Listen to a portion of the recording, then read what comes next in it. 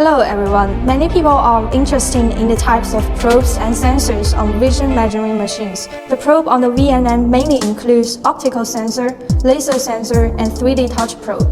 Each probe has a different function and field of application. Let's get to know them.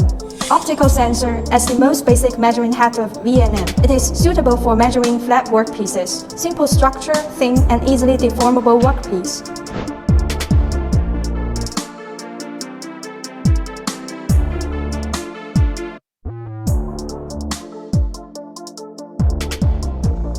The laser sensor includes a laser transmitter and a laser receiver.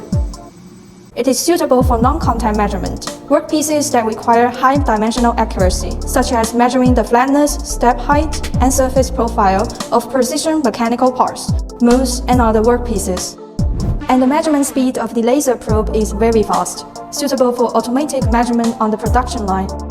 3D touch probe collects measurement data by touching the surface of the workpiece. It is suitable for measuring modes with complex structures or workpieces without deformation. For example, three-dimensional measurement of cylinder, cone, sphere, groove width, measurements that cannot be accomplished by opticals and laser sensor. Finally, we should know that none of these configurations are independent of each other. We need to choose the appropriate configuration according to the type of workpieces and measurement requirements.